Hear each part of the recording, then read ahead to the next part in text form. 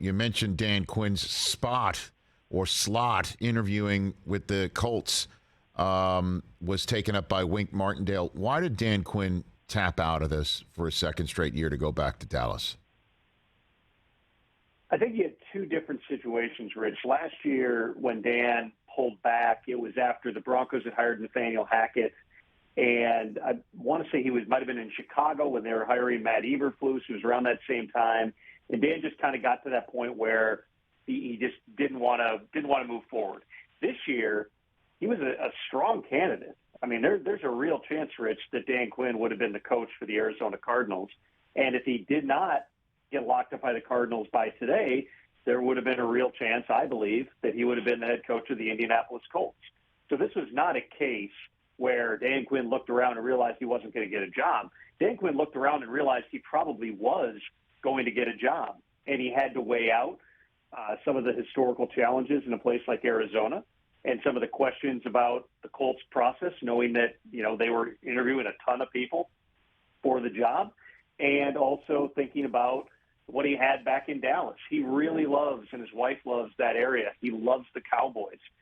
He wants to be a part of that. I mean, I was told, he went in to see Mike McCarthy yesterday and delivered the news to him, and they, hugged it out, had a big bro hug, and were celebrating it. I mean, they really have a good thing going.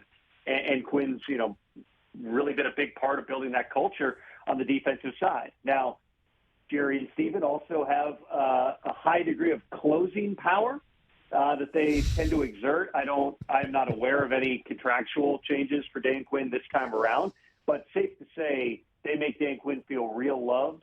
And when it was, put up against, quite frankly, an Indianapolis job where you don't know who the quarterback is going to be and you don't know exactly what direction that process is going to go. And in Arizona, you got questions about the quarterback there as well, including the fact that Kyler Murray's, likely not going to be ready for the start of next season. It was that in totality, but it really boiled down to, Rich, he loves Dallas.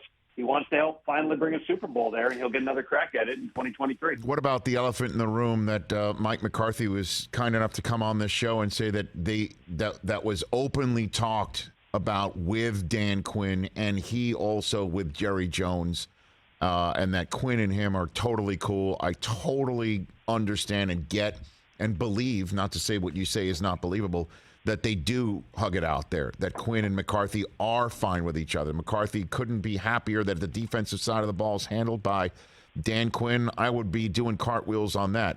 But the elephant in the room is he's a coach in waiting.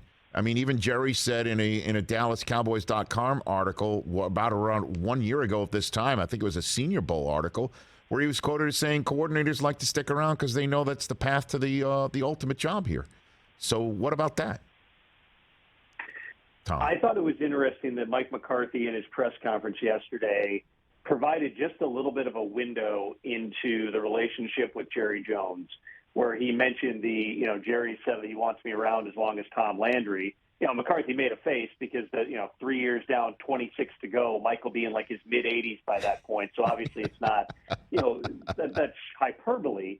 However, there's not, as much as, we talk about it so much in the media, as much as it's talked about so much with the fans, I do not get the sense that it's ever really a topic in the building, and that Jerry is sitting there with his hand over the button saying, if we lose this game, Mike's going to be out. Absolutely. Jerry envisions a future where whenever Mike walks away, listen, Mike's 59, he's not going to do this forever. If you came to that time that Mike walks away or they decide to make a change, then Dan would be the guy that they would want as the coach. But Dan's not sticking around solely for what might happen in a year or 2 years or 3 years. I mean, think about it. He interviewed for jobs this year. If he thought, hey, Jerry's guaranteed me on this date I'm going to be the head coach, he'd leave. He'd just take a job. But, yes, somewhere down the line, he probably ends up being the head coach if he doesn't get the perfect opportunity elsewhere. Is that going to be this week? Is that going to be in 9 months? It's tough to say, but there's not that discussion within the building, within the leadership about Mike McCarthy's job the way it is every place else. Catch the Rich Eisen Show every single day on the Roku channel, 12 to 3 Eastern, for free.